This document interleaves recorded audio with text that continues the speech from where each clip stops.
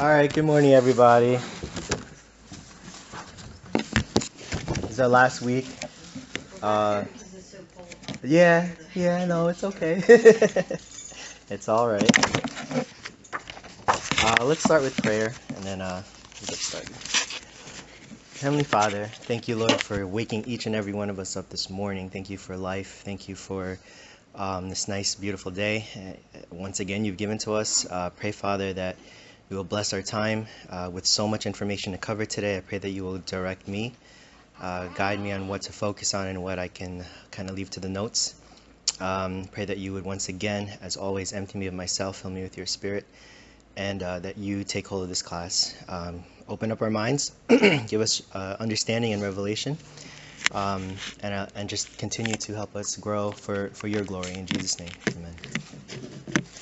All right, so last week we were only able to cover the first of the 5 lines of arguments that we were going to talk about in terms of how to defend a theistic worldview, right?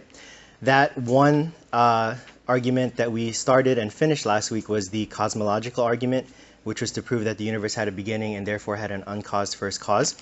I mentioned that the next 2 lines of evidence would fall under the category of what's called the teleological argument. Once again, the teleological argument is the argument from design, and you can argue from design based on the fine-tuning of the universe and also based on biological complexity. So let's go through both of those, hopefully rather quickly. The first is fine-tuning of the universe.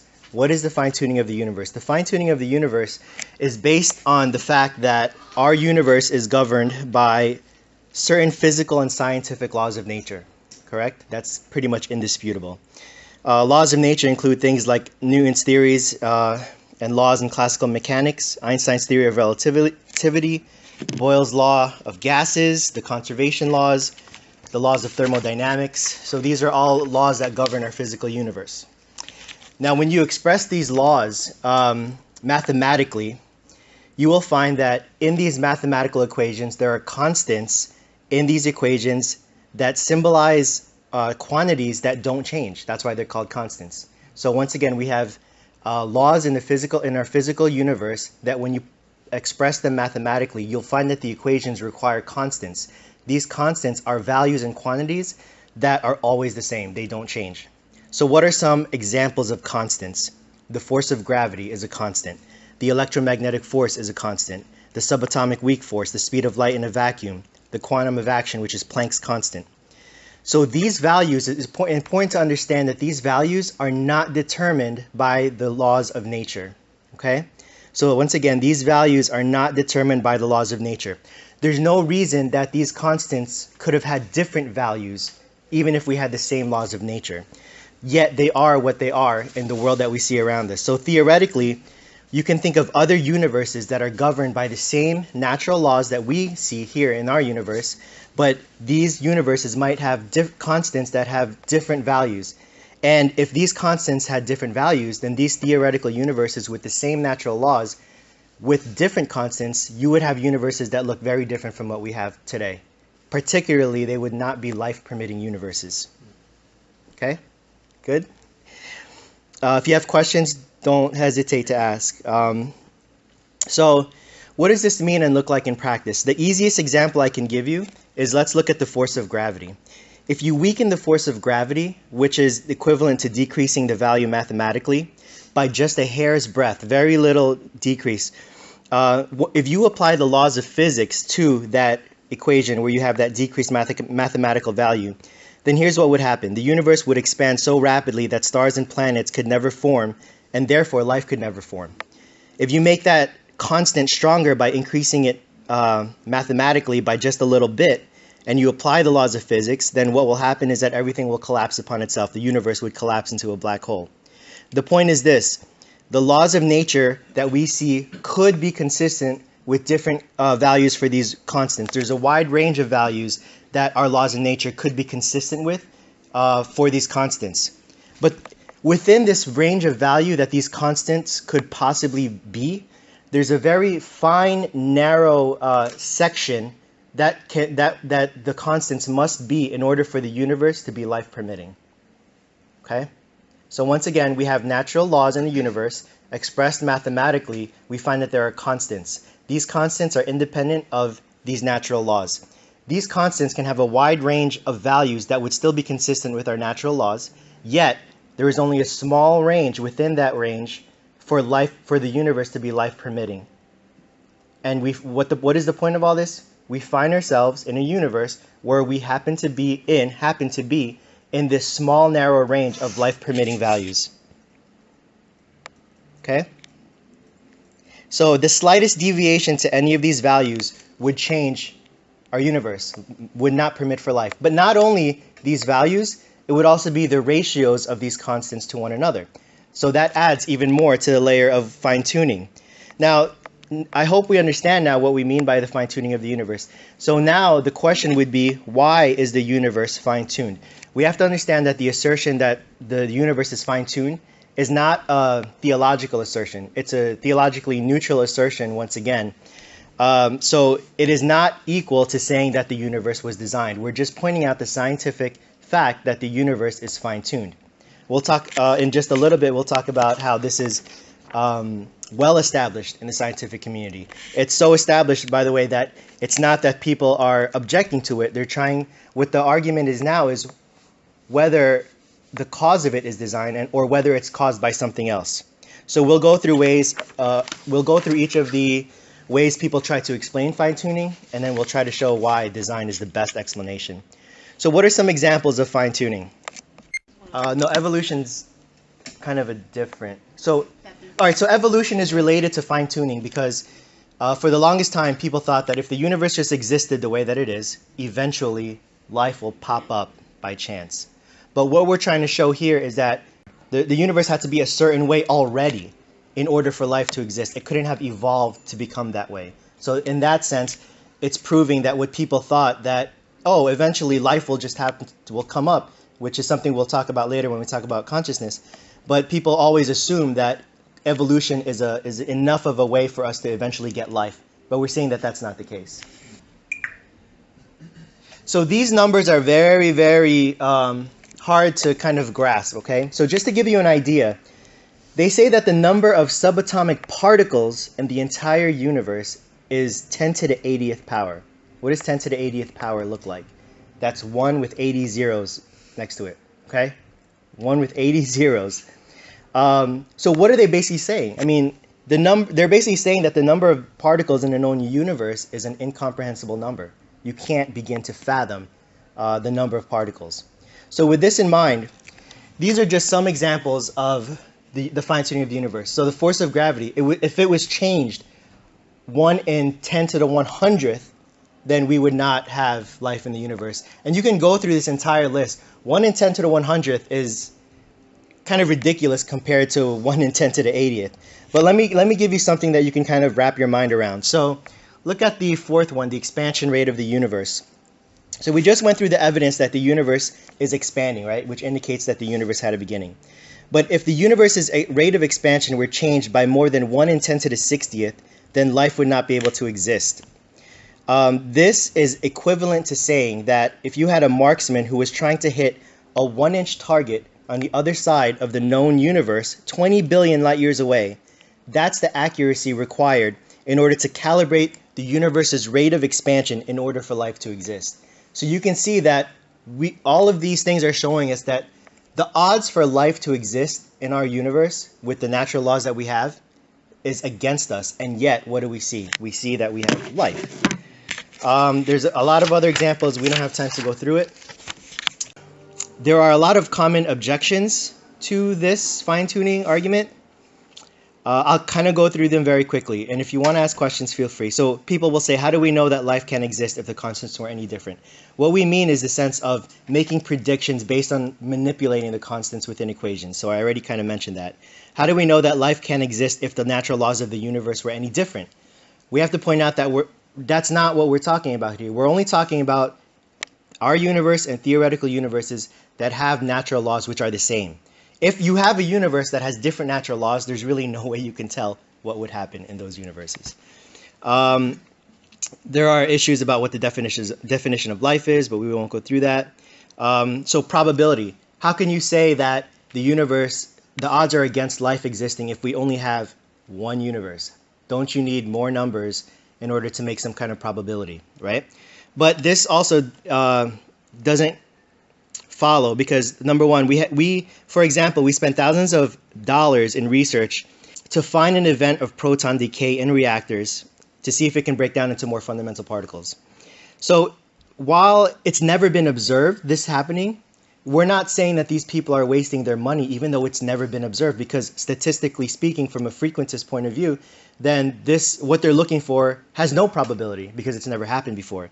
So rather than looking at it that way, what we're talking about is probabilities based on models. I'm not going to go, there's a guy named John Barrow who goes through an exercise of, well, if you were to produce a model and you were to have, say, the whiteboard, you put a red dot for every life-permitting universe based on the constants that you have in the equations, and you put a black dot for every non-life-permitting universe, you're going to have a sea of black dots with only one or two red dots. That is how we come up with these probabilities, and that's, in the sense, that is how we're able to come up with this. Good? Okay, so here's some things that I wanted to point out to show you that this idea of fine-tuning, I don't know if many of you have heard of it, but it's a very well-established principle in science. So Dr. Paul Davies, who is agnostic and not a Christian, he says that scientists are slowly waking up to an inconvenient truth. The universe looks suspiciously like a fix. The issue concerns the very laws of nature themselves. For 40 years, physicists and cosmologists have been quietly collecting samples of all too convenient coincidences, he puts in quotes, and special features in the underlying laws of the universe that seem to be necessary in order for life, and hence conscious beings, to exist. If you change any one of them, the consequences could be lethal. And Richard Dawkins, the famed atheist that we talked about, even admits that the design is overwhelming, quote unquote, and that physics has no explanation for it. Even though he doesn't agree with it, he thinks it's the best explanation intelligent design has. So because of all this, rather than attacking the presence of fine-tuning, they actually try to offer alternative explanations for why fine-tuning exists. Apart from design, the other two causes for fine-tuning that are discussed in the scientific literature are physical necessity and chance. So very quickly, physical necessity. They try to say that since the laws of nature are constant and inflexible, then this version of the universe is the only one possible. They appeal to a theory of everything, which hasn't been discovered yet, but I'm sure everybody has heard of a theory of everything, right? So a theory of everything is actually, in and of itself, a misleading term because you're not really looking for a theory that can literally explain everything. You're looking for one that can combine the four fundamental forces into one force, but that's a separate topic. The most promising candidate for a theory of everything is what they call superstring theory or M theory. Okay? Again, these are things I'm throwing out because I know you've probably heard of these things. You may not know what they are, but you've heard of it. And these are some of the things that people might bring up when you're talking about this. The problem with M theory is that even though it's the best candidate for a theory of everything, it only works if you have 11 dimensions. And it doesn't tell you why. Famed atheist Stephen Hawking admits that M theory fails to explain why the constants have to fall within the narrow life-permitting range. Let's see, M theory actually permits 10 to the 500 universes. So all these universes have the same set of natural laws but with different values, which is what we talked about. The best candidate we have shows that life-prohibiting universes are indeed possible, but not only possible, they're far more probable than life-permitting ones. So it's more probable to have a universe that doesn't permit life versus a universe that does permit life. That's what it's showing, and that's the point.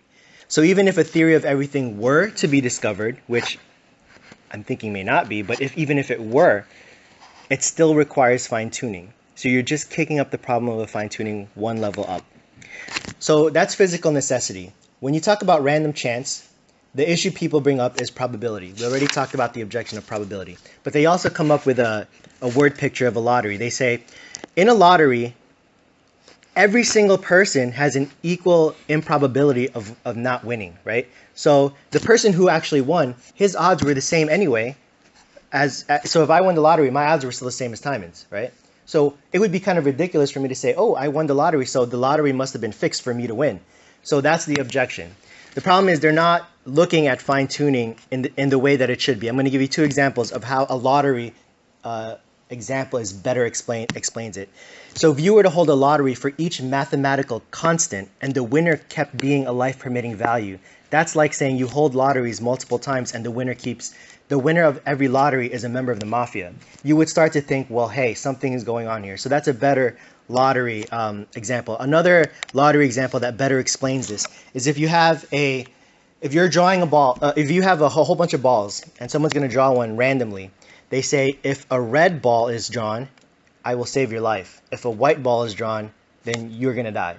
Now the question is now not that every single ball has the same probability of being chosen, which is true, but now you're saying, well, how do I know what my odds are? I would have to know how many white balls there are, how many red balls there are. If there's one red ball and a billion white balls, then I don't like my chances.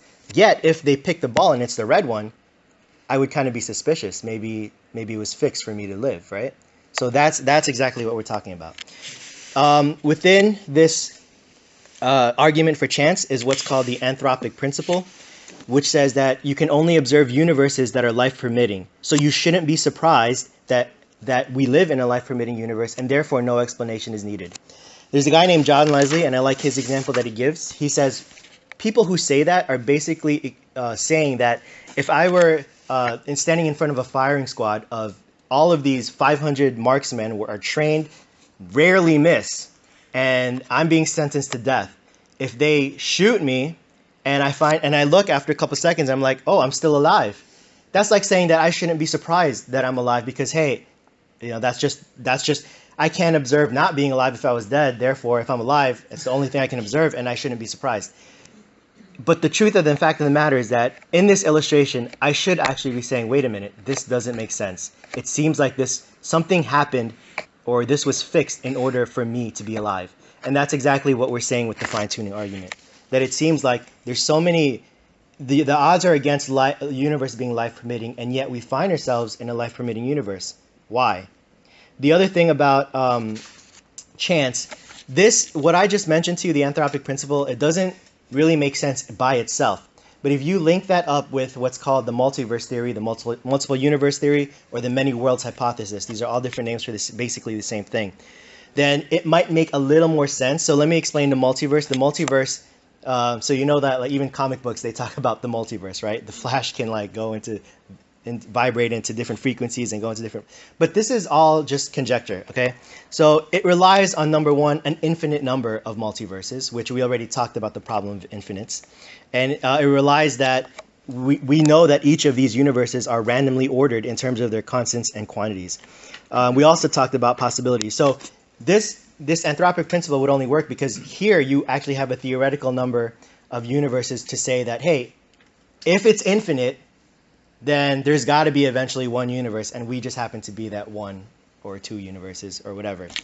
The problem is, we already talked about the problem of infinite. We talked about probabilities. This theory of multiverse is absolutely conjecture. There is absolutely no evidence of even one other universe existing besides our own. So there's no reason to think that any other universes exist besides our own. It's really a stretch when they try to say that. And furthermore, even if multiple universes existed, infinite number of multiple universes existed, or even 10 or 20 or 100 or even a billion multiple universes, and even if you had a billion, that still wouldn't give us favorable chances. But even if you had that many, the problem of fine-tuning doesn't go away, because you still need to answer, how does this multiverse universe or many worlds hypothesis, what governs the laws of the multiverse? And where did all of these multiple universes come from? Is there a universe generating machine? If there's a universe generating machine, that itself had to be finely tuned. When does it stop? It just kicks the problem up once again, one level higher. So the irony is that people try to argue against design being fine-tuned, the reason fine-tuning exists. But the irony is that for a multiverse to really exist, you kind of need, theism is like the best chance for that hypothesis to even be legit. So that's the point of the multiverse. Multiverse, I wanted to bring that up because in my conversations, people have brought it up. And you have to be able to expect that and understand it in order to defend it. So design, there are objections to design. You can read some of them in the notes. But the conclusion basically is that The evidence of fine-tuning points to an explanation that comes from beyond the known universe, an intelligent designer who specifically calibrated these natural laws and circumstances with one specific goal in mind. So why is the universe fine-tuned? Because God, the creator of the universe, intended for life to exist. Naturalism cannot give a good explanation for this. Now, if you add the fine-tuning, on top of the fine-tuning argument, if you add the what some people call the habitability argument, we won't, again, the notes will have examples, but you talk about the placement of planets within our solar system, the distance of our planet from the sun, all of these different things within our galaxy. Add those improbable exact locations that things needed to be, then you're talking about even more unfathomable odds that life should exist in our universe and that life exists here. Okay, any questions about fine-tuning? All right, so the next half of the teleological argument is biological complexity. Within biological complexity, the two main arguments that I often hear about are, number one, irreducible complexity, and number two, specified complexity. So irreducible complexity is based on the fact that, according to Darwinian evolution, complex biological structures must come into existence gradually and incrementally. It can't just, its complex micro machine can't just immediately pop out of nowhere. It takes time for things to develop. Darwin himself said in his On the Origin of Species, if it could be demonstrated that any complex organ existed which could not possibly have been formed by numerous successive slight modifications, my theory would absolutely break down. And even Richard Dawkins, another famous atheist, says that evolution is very possibly not, in actual fact, always gradual, but it must be gradual when it is being used to explain the coming into existence of complicated, apparently designed objects like eyes. For it is not gradual in these cases. For if it is not gradual in these cases, then evolution ceases to have any explanatory power at all. And this is Dawkins, who we're talking about. Michael Behe describes complex biological structures that would break down if any one single part of that structure ceases to function. The examples he provides are the bacterial flagellum, the blood clotting cascade, cilia, brain, your eyes. So these are all examples of biological structures that are irreducibly complex enough that you can't eventually get this if you wait. You can't get to this place gradually or incrementally over time, because if you take one piece off, it would not function. Exactly. Evolution, Darwinian evolution is not a sufficient explanation for how these things in our bodies or in the universe or in the earth came to be in existence. So, but again, you can add another layer to that. There's the chicken and egg problem, because we know that DNA needs RNA, RNA needs DNA. We know that proteins are required to create cell membranes and enzymes, but cell membranes and enzymes are required to create protein. So you have all of these conundrums within biology that how can you know which one came first? So the conclusion is that because we find irreducible complexity in human biology and physiology, we could not have evolved gradually from random naturalistic processes, but rather special creation is needed for human biology and human life.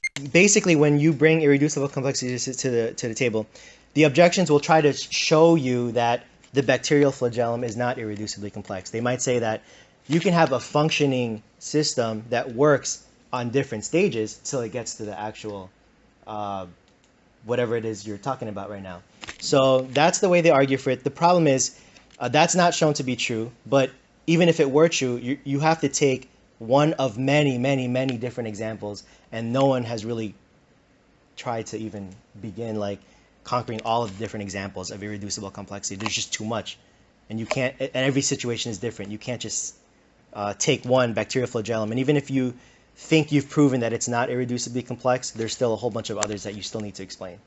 So I think Christopher Hitchens said it was the only argument that gave him pause. Really? Yeah. Okay. It says a lot, Yeah. right? All right, so that's irreducible complexity. Now we have specified complexity.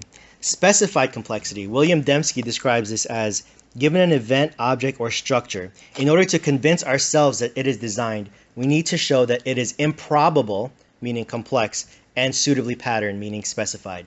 I know that doesn't make sense, so I'm going to read something else that hopefully will make more sense, if that didn't make sense to you. So in other words, A long string of random letters is complex without being specified, right? So you can have a long list that doesn't say anything. A short sequence of letters, like the word this or that, is specific, but it's not complex. It's just 4 letters, right? Neither complexity without specificity or specificity without complexity would compel us to infer design.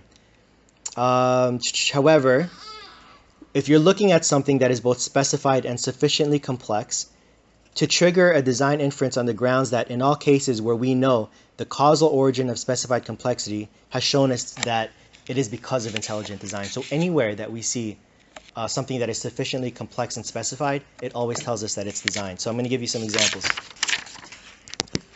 So let's look at some examples of information. If I were to put Josiah over here on a keyboard and let him bang on the letters, he might have some random string of letters with random punctuation marks. Someone who's might arguably and say technically this qualifies as information, but we all know that it fails to be informative information. It's just random letters. Now imagine he writes the words grand, the, comma, eats, letting. We would be impressed that he can even write words that are recognizable in the English language, but it's still not informative. They're just random words, right? Now let's take that a level higher. What if he writes, grandma is eating? Now we have a message here that is meaningful. It's information that is meaningful. What if he writes, let's eat, comma, grandma, exclamation point? Not only is it meaningful, but now it's instructive information, okay? Another example. If I were to give my son Jeremiah on his 18th birthday a brand new car, and he finds that the license plate on his car is CHT4271. Again, no one would be surprised. That seems like a random license plate.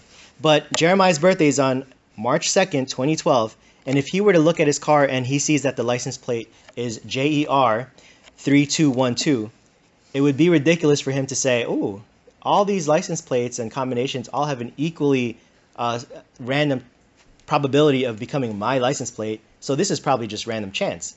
That would be ridiculous because it's so specific to him. So in our biology, we have DNA that is made of 2 twisting strands, paired, and these strands are paired. Each strand is made of nucleotide bases, A, T, C, and G. A always pairs with T and C always pairs with G.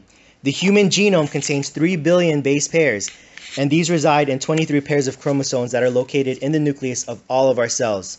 Each chromosome, okay, so I hope you're following, each chromosome contains hundreds of thousands of genes. What are genes? Genes are regions of the DNA which carry instructions for making proteins. Proteins are essential for life, and proteins are made up of amino acids. There are 20 possible protein-forming amino acids. You have small chains, medium chains, long chains. The longer chains of amino acids that you have, the crazier the improbability of something functioning being formed. So this is exactly what we're talking about. The notes will have some numbers that you can contemplate, but the point is that the information coded in our biology through DNA, amino acids, etc., is against all odds. It is meaningful, it is instructive, and it expresses desire and motivation, namely the desire for the existence, development, and passing on of life itself. The building blocks of our biology contain information that is both complex and specific. We know that every code comes from a code giver. Every message comes from a messenger. Therefore, where did this information in our DNA come from? Evolutionary biology fails to provide an explanation of a source. Therefore, intelligent design provides the best explanation. A really good book that I would highly recommend is called Signature in the Cell, DNA and the Evidence for Intelligent Design, and it's by Stephen Meyer. I'm not sure if you've heard of it, but that's a really good book. So incredibly, we have gone through the first 2 of the 4. Any questions about the biological complexity? All right, so next we have the argument from consciousness. Consciousness has been one of the things that have baffled philosophers and scientists for the longest time. They still don't know the exact connection between the brain and mind. In fact, they argue now that the brain and mind are one and the same. So there are 2 views here. One, consciousness is caused by the brain and resides only in the brain.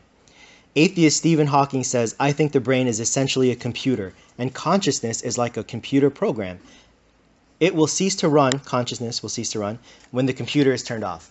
That's what a lot of people believe, naturalists. Second view, consciousness has deep integration and causal connection to the brain, but it resides in the soul. This is how we're going to argue for the soul. The soul, by definition, is an immaterial substance that contains consciousness and animates the body or enlivens it. So let's start with what's called the law of identity, which states if two things share every attribute, then they are the same thing. Or in other words, think of the equation A equals A. Whatever is on one side of the equation has to equal what's on the other side of the equation. So if you have an equation that says rho 1 equals rho 1, that has to be true because rho 1 is the same as rho 1. But what if we have an equation that says rho 1 equals natural theology class teacher? How can we prove that that's a true equation? We have to show that if rho 1 is 5'7", 33 years old, has a family, whatever, weighs whatever, we have to show that the teacher, me, who is teaching this class, has the exact same attributes. And if I have the exact same attributes, then I'm not an imposter pretending to be rho 1. I am actually rho 1, and I'm one in this. Rho 1 is one in the same as the teacher of natural theology. So why are we going through this exercise? Because the equation that we have to consider now is whether brain equals mind. So there are implications for whether they are the same thing or whether they're different. So first of all, if all the properties and attributes of the brain are the same, then this means that our non-material perception of what we call mind is actually an illusion. It's not real. We're nothing more than purely physical beings that result from purely naturalistic evolutionary processes. The implications of this are huge. First of all, number one, if this were true, free will is an illusion and our behaviors are outside of our control. Richard Dawkins calls human beings lumbering machines, lumbering robots. Also, if this were true, then morality wouldn't exist, and we're going to talk more about this later. Morality is just an illusion. Secondly, we can't ever claim to be rational creatures, nor can we ever trust anything that we think, say, or do. What we perceive as consciousness is just physical, and it's a byproduct of brain activity, and once we're dead, we cease to exist. So that's the kind of life we live, purely naturalistically. And not only does free will not exist, but who am I to condemn someone for the bad things that they do? They're just a product of evolution. I can't. Why do we? Yet in our daily living, we want to sentence people who go on killing sprees and sentence them to prison or death, right? So even the way we live contradicts some of the ways naturalists are thinking. However, if we can show that the brain does not equal the mind, then the non-material mind could not have arisen from naturalistic processes. Once again, this points to a non-material, transcendent, personal creator who also functions as a mind through an unembodied spirit. Here are the implications. If this were true, that brain is not equal to mind, then free will is real, and we can be held responsible for our actions, and we can hold other people responsible for their actions. We have good reason to believe that a person's mind can survive death, the death of the physical body, because of its transcendent nature and because of a lot of near-death experiences. So let me talk about that just very quickly. So near-death experiences can be written off as, hey, it's a hallucination, it's excess firing of your brain. But what about situations where they have documented situations in the scientific literature of people who are literally brain dead, no firing from the brain, and yet these people have been able to come back to consciousness and recount facts and things that happened, events, during the time that they were supposedly, that they were brain dead and that there was no action. So how do you explain things like that? These are a lot less difficult. These are a lot more difficult to just dismiss as hallucinations or extra brain firing. It also, if the brain were not equal to the mind, it also implies that there are limits to Darwinian evolution. Even Darwin himself made a distinction between brain and mind, and he admitted that his theory could not explain the origin of mind. So if Darwinian evolution is limited to explain consciousness, then again, special creation is needed. Okay, so that all of this is all interrelated to everything that we're talking about, and I hope you can see that. Let's look at some facts here. So remember, we have to look at which of these views that we just discussed, whether they're equal or they're not, which one is coherent, which one is logically consistent, and which one corresponds to reality, both empirically and in everyday experience. So those are the worldview tests that we talked about in week 2. All right, so let's look at consciousness table here. So you have brain on one side and you have mind on one side. These are characteristics of each. So number one, the brain is publicly accessible. What does that mean? Even though a neurologist can pinpoint where in your brain there is firing or activity, which indicates only that there is a correlation. It doesn't. A neurologist can never discern what a person is actually thinking. So we can show causation and correlation. We can maybe see patterns in brain firing, but you can never know what a person is thinking. So mind you see private, because that's exactly what I just said. You can never know what someone's thinking. Number 2, the brain is self-existent and undirected. In other words, it'll be easier to explain if I talk about the mind. So in contrast to being undirected, the mind has intentionality. Intentionality is the idea that we have free will. We are free to do or think whatever we want. The reality of thoughts and beliefs existing, even if they are false. You might have an idea or a thought that's false, but the fact that it actually exists in your mind, that's always going to be true. No one can say that you're not thinking of something when you are indeed actually thinking of something. You can be thinking about something, and no one can say anything about that. Number 3, your brain is measurable and your mind is measureless. So the brain has physical properties that the mind doesn't have. It can be properties that can be measured, like weight, height, length, electrical activity. Dr. Jeffrey Schwartz, author of The Mind and the Brain, says, not even the most detailed fMRI gives us more than the physical basis of perception or awareness. It doesn't come close to explaining what it feels like from the inside. On the other hand, if you're talking about your mind, you're talking about desires, sensations, emotions, feelings, which are not the same as the electrical impulses that they cause. You have to make a distinction between the two. You can't measure them using the same types of appropriate measurements for physical objects in and of themselves. So these are the primary characteristics of brain and mind that show you that brain does not equal mind. Okay, so one of the biggest questions, there's a couple of questions, but the only one I want to address right now is, why does brain damage or drugs affect consciousness if they are not the same thing? So scientists have failed to prove that the brain is the creator of consciousness rather than the receiver of consciousness, which we're saying that the soul is where consciousness resides. So many studies claim to prove that emotions, etc., are a byproduct of a brain. But we have to understand that all of these studies, they use 3 different basic procedures. Number 1, correlation. They observe correlations between what happens, what we say happens or what we see, and what happens in the brain. Number 2, stimulation. You stimulate a part of the brain when the brain is open, or you can stimulate the brain when it's closed too. Then they look at what happens if you stimulate a portion of the brain. Then you have ablation, which you wouldn't do in a living person, but maybe in animals. You ablate a part of the brain, you see what happens. So correlation, stimulation, and ablation. The problem is, if you want to use those 3 basic procedures to say that the brain creates consciousness, you need more than that, because the analogy applies to a television as well. You can have correlation, stimulation, and ablation with the circuitry and all the wires in the television, but we don't say that what you're watching on the television originates from that circuitry. We know that there's an antenna that picks up these waves, and that's what shows you what you're watching. So in the same way, you can't just say correlation, stimulation, and ablation prove that the brain is what causes consciousness. I also mentioned on the first week, I think, week 1 or 2, that a lot of people will show these studies where they look at these patterns in the brain and they say, oh, we were able to predict what this person was thinking. These studies just know that it's not that they were able to predict blindly. They showed these people pictures or videos or whatever to see what pattern would be in the brain, and then they would look at the brain later and just predict based on what they already showed them what they were thinking. That's what those studies show. Autism. Okay, that's another question, yeah. But if anything, that shows the causal relationship. So they're deeply connected to one another. We're not arguing against that, right? So there is a deep connection, so that we just showed that if something happens to the brain, it affects consciousness. And that's what you were talking about. So it's a good example, because that is, people will bring up mental health issues. One of the ones I find more intriguing is multiple personality disorders. Like, how do you explain that? But unfortunately, we can't have fun and talk about that today. So that's consciousness. It's 10 o'clock, but I really want to get through morality. So if you don't mind staying, maybe like 15 minutes. Any questions about consciousness before we move on? All right, so last one is consciousness. So J. Warner Wallace has a book called God's Crime Scene. He talks about a gang member named Jesse. We'll just say his name is Jesse.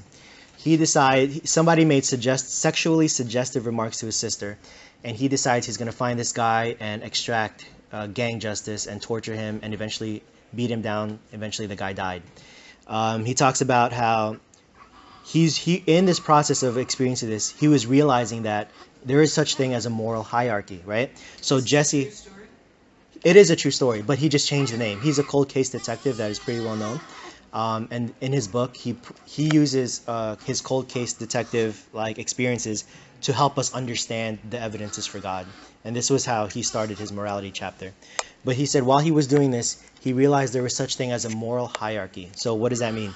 We have Jesse's own personal beliefs, but Jesse has to answer to his gang's beliefs, right? His gang's moral code. The gang moral code, the gangs have to answer to the city laws, right? If there's contradiction between city and state, the city laws have to answer to the state laws. If there's contradiction between state and federal, then the federal laws have overarching authority. If you have conflict between multiple countries, you have international law, which is what the United Nations appeals to. So is there an authority higher than the United Nations? And this is the key question. How high does this moral authority or moral hierarchy go? Now, if you think about this moral hierarchy, there are two things to consider. Number one, the higher the authority, the more overarching and universal the principle or the law is, morally speaking. We know that earthly moral hierarchies are imperfect because we are humans and we are imperfect. We all appeal as humans, whether it's individually or as a state or a country, we all appeal to different sets of standards, right? But where did the notion of right and wrong come from to begin with? And how high of an authority can we appeal to if we have disagreements with one another? Number two, all laws represent obligations between persons. What is obligations between persons? It basically means that every law cedes and admits to the fact that we have these laws because we do place some kind of value to humans, to humanity. Every life is worth something, therefore we need to have these laws to have order. But where do these so where does this come from? How do we know that people have inherent dignity and inherent value? So we can show that there is such a thing as a supreme authority and a supreme moral standard, and that every person truly does have inherent value if we can show and argue that that objective moral truth and objective moral reality actually exists. So when we say objective moral truth, we're basically saying that there is an absolute right and wrong independent of what a person's personal beliefs are or what a culture or society's personal beliefs are. There is an actual right and wrong that exists. It's the perfect and highest adjudicating standard for right and wrong among mankind. So in other words, morality is not a matter of opinion, which is called relativism. And a lot of people, you'd be surprised, if you actually talk to them, they actually believe in relativism. And if objective moral truth actually exists, then relativism can't be true, and morality is not just a matter of opinion. So what I want to do is go through the popular arguments that people have. I think of all the evidences we've talked about, morality is the one I've talked to people most about, and I've seen these come over and over and over again. So remember that the worldview that we're looking at right now is morality, and then we have to put morality to the test, right? So we're going to kind of look at what are the different tests. The first one, right and wrong are just a matter of opinion. That basically talks about relativism, right? The problem is, it's only a matter of opinion until somebody wrongs you, and then you start to live differently based on what you're saying. Should I not punch you in the face because I'm just afraid of what you're going to do personally or what society's going to do to me? Or is it actually wrong for me to punch you in the face?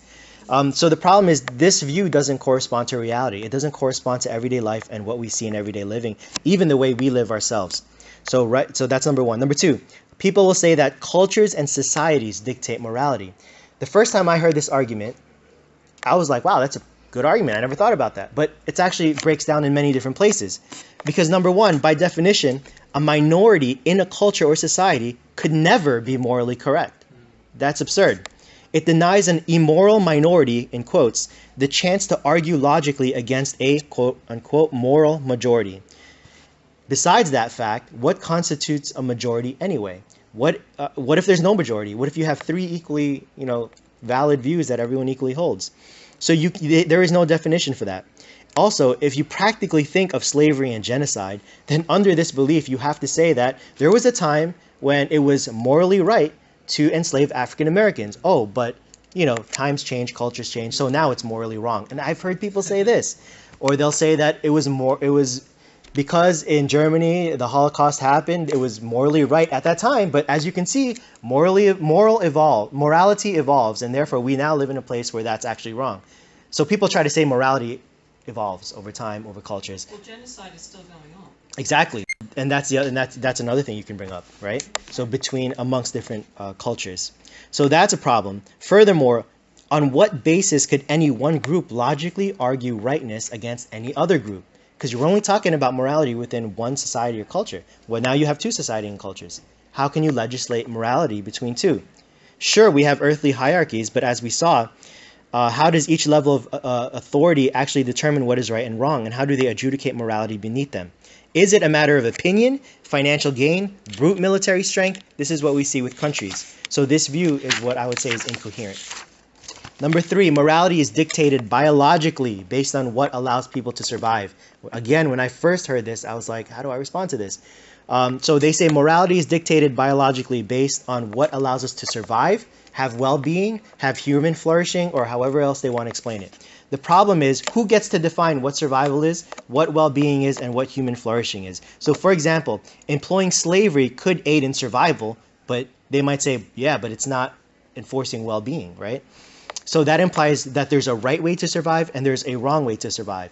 If there's a right and wrong way to survive infused in this argument to begin with, then where did that idea of survival itself being good come in the first place? So the point is, before you even have a chance to determine or originate what morality is good, you're starting with an assertion that is already infused with a presupposition that survival is good. So it's already infused with a presupposition of moral truth before you even try to originate or decide what is true. So can you see how that's a problem?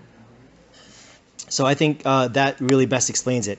The other thing they'll say, what if morality is just instinct? We know that morality is not instinct because you can have an instinct to run away and not save someone, but would that be morally correct? I don't know. No, So morality and instinct is not the same thing. So ultimately the view that morality is dictated by survival, human flourishing, or anything like that is logically inconsistent. Number 4, morality is an illusion. A lot of people will say that what we believe as right and wrong is just a perception of free will, but we don't actually have free will. So we kind of already addressed this when we talk about consciousness. We live in a very different way based on what this belief is. And there's a lot of problem with this. This is a determinism view where everything you do or say is just, again, a byproduct of your molecules and the way you've evolved. A lot of times people will try to skirt around this by redefining what free will is, but don't let them do that. Try to keep it focused. If this is true, then there's nothing special about humanity. We're nothing more than just an accident, right? But we know. But if nothing differentiates for animals, then we're just part of the animal kingdom. We have the same value, and yet, again, the way we behave every day is different. We expect more of human beings. We don't really hold animals to the same standards as humans. We inherently know there's something different about humanity.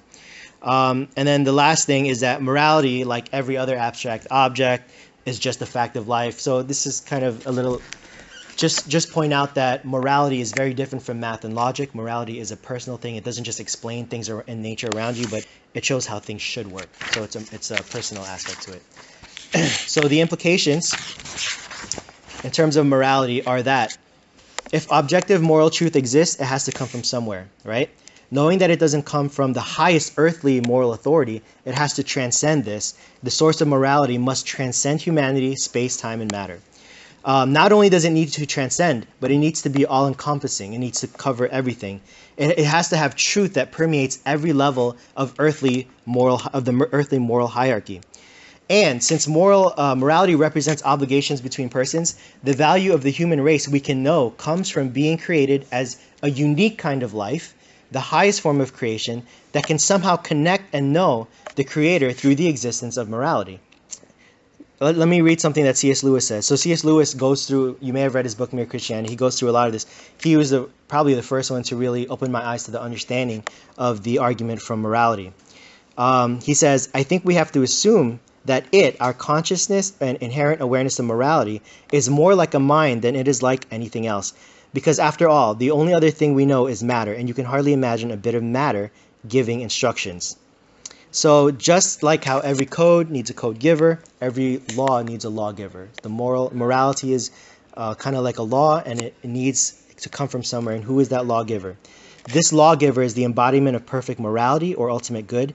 And you can infer from the existence of morality itself that it's a personal being, number one, but number two, that not only does he value persons, but he also deeply cares about justice. Right? Any questions so far? So all of these characteristics of a personal lawgiver further support the notion that there's a creator of the universe, and he or it or whatever is a personal being. So all the lines of evidence thus far have supported the existence of a transcendent God so far, right? Now, when you talk about morality, it kind of takes us to the next level. It starts to talk about what is the basic human problem. Many religions have different answers to that question. We as Christians believe that the basic human problem is sin, which is connected to the argument from morality. So now at this point, you have a logical and necessary jump in order to explore different religions and explore and see which worldview most adequately answers the question of the problem of sin. And all things considered, once you do, study different religions and you consider everything, Christianity does have the best explanation for mankind's basic problem. It has convincing evidence that Jesus provided a sufficient means of overcoming sin and providing redemption for all of mankind. So that hopefully will be another class where we can talk about specifically not just evidence for God, but evidence for Christianity through the Bible's reliability, resurrection, and all the other things. So the bottom line is that these views on the source of morality and its implications, these are coherent, logically consistent, and they correspond to reality and everyday experience. Now, I wanted to go through evil as evidence for God and then the problem of evil and suffering, but clearly we don't have time. But if you look further into these topics, it's good to know how to understand it and respond to this. I'm going to try to email you a list of books that I think were helpful to me and I think might be helpful to you. So I'm going to kind of end it here. The last thing I want to say, really, so there's a couple of last things I want to say. So remember, it's the cumulative case of theism. We went through 5 lines of evidence, right? And just like not one evidence will convict a person, not one evidence might be strong enough to convince somebody that God exists. But if you go through all the evidence, you have to look at the cumulative case, and it's hard to deny the strength and the compellingness of the case for the evidence of God, and the case for theism. Number 2, Frank Turek likes to say, science doesn't say anything, scientists do. So science is data, it doesn't say anything. What matters is sometimes how people interpret the data. So you have to be wary of that distinction when you're talking to people. Number 3, I would encourage you to read and watch things that you are afraid of or think are beyond your comprehension. Even if you only understand 30% of what you're listening to or watching, it shows that you're exercising your brain and that you're using and that you're expanding what you're able to understand, and you will grow mentally through that. Another thing is I would challenge you also to read and watch things that go against what you believe in. This is hard. So read books that are written by atheists. Read books that are written by Muslims. I've gone so far as even Googling things like debunking the cosmological argument or refuting fine-tuning, because I want to know. I want to know, what do people say? What is the quality of their arguments? And I have to remember that if truth is what I'm looking for, then we believe the truth. Even the harshest, most challenging refutations won't hold up to the truth. And hey, if you had something wrong, be open to correction. We can't fear the challenge. So, just like anything that you are skeptical of, if I'm skeptical of a company that wants to take my money, I'm going to Google the company's name and the word scam. So it's not necessarily a bad thing. It's good to challenge yourself. The other thing is, listen to debates, listen to sermons, listen to teaching, listen to podcasts, listen to Right Now Media when you're cleaning, when you're going to work. If you have a long commute, this is what I do. Honestly, it just... You will be surprised about what you remember when you start listening to things. You probably already do it. And then the last thing is, use what you learn in everyday conversation. The more that you access the information, the more that you use it, the more that you articulate it with people, the more that you'll remember it, and the easier it'll be used when you have to defend Christianity or theism. So those were the last things I wanted to say. Yeah, exactly. So in Romans, it talks about how man is without excuse, right? Mm-hmm.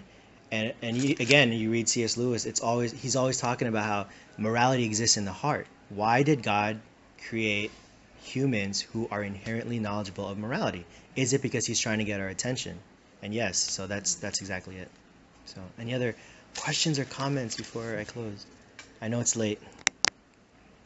10:14 if you're wondering. All right, so let's pray. Heavenly Father, I thank you so much just that we were able to get through what we did get through today. I thank you that I didn't have to skip anything, that we just to whet our appetites and just to really start on that journey of building on our knowledge. I pray that you would build that knowledge and understanding in each and every person here. I also pray that you would help them to remember it and use it in their everyday life, and that you will show them that it is a useful tool for evangelism, for teaching the next generation, our own children, and just for the strengthening of our own faith, and just make that real to them as you've made it real to me and to many others, Lord. I give you all the glory, praise. We just want to pray that you would provide extra blessing to all the people here. That's my prayer, and that you bless them for their desire to even challenge themselves to these types of things. And we pray that that it'll catch, and that other people will also feel the same way, and that everything that we do in reaching other people will be for your glory. We thank you so much for who you are, that you've made yourself known to us, even in the natural realm, that you give us all of these things so that we can know you. I thank you so much for that. I pray that you will bless the rest of this day, the service to come, and we just once again give you all the glory, honor, and praise. In Jesus' name, amen.